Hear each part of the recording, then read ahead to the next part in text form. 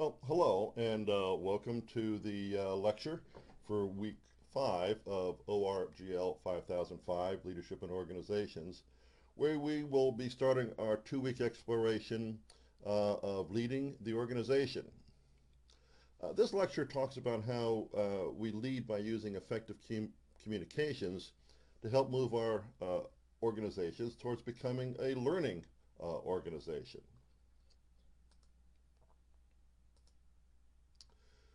This week we're going to take a look at communication processes.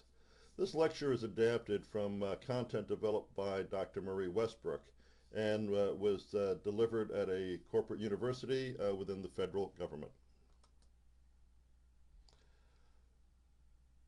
Let's start with the concept of feedback. Business writer Marshall Goldsmith identified these realities about feedback. I think we can all see the truth in them. The problem, as Goldbrook and Westbrook see it, is with the typical organizational climate that seldom encourages feedback in a positive or constructive way. So what can be done? Well, Westbrook identified a hierarchy of communications that, as its fundamental basis, starts with giving and receiving feedback in an effective, constructive way. As we have all experienced feedback, it can be very curt, to the point, and usually negative. Cut that out! This approach may produce results, particularly in an emergency situation, but for long-term growth, there probably are better ways of delivering and receiving day-to-day feedback. As we discussed in the 360 lecture, feedback is really intended to be developmental and hopefully positive.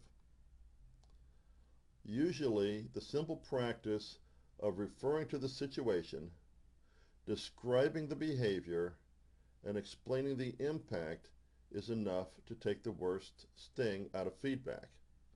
Last week you came in late 3 times.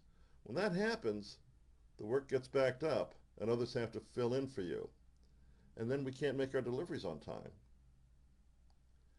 If we move from the simple one-way feedback, however well it might be done, to a 2-way conversation,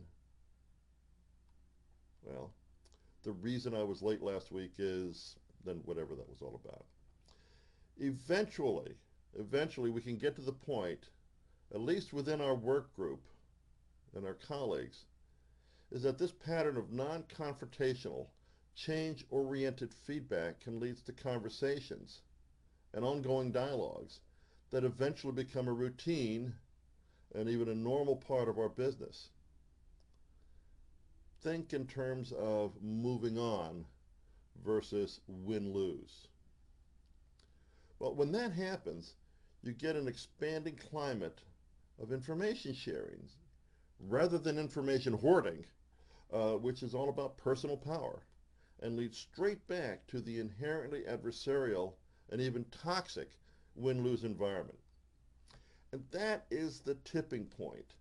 Shared knowledge and experience become part of the organizational base, and eventually you get to a pervasive culture of learning as a path to success throughout the organization.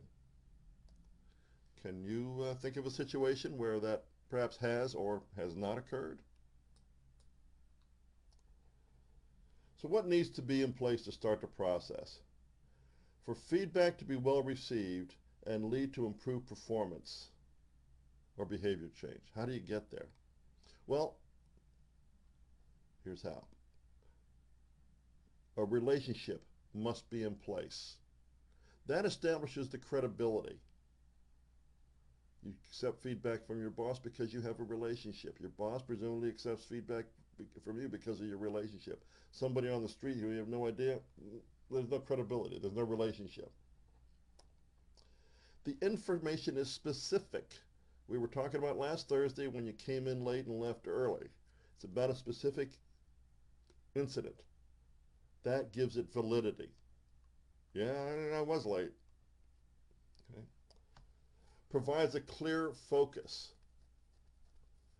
We talk about that focus. Its focus is not about the individual you're talking to. It's about the situation. And that can more easily lead to behavior change, which is what we're really looking at. I want to just beat you up. I want you to change your behavior. Okay?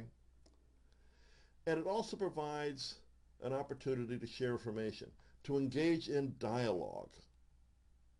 So we can see where we go from here. Well, that's it for this lecture. Please see the next slide for some final notes. Oops. There we go. Reminder, don't forget all those deadlines on Wednesdays and Saturdays. And I want you to work hard. Learn a lot. See you soon.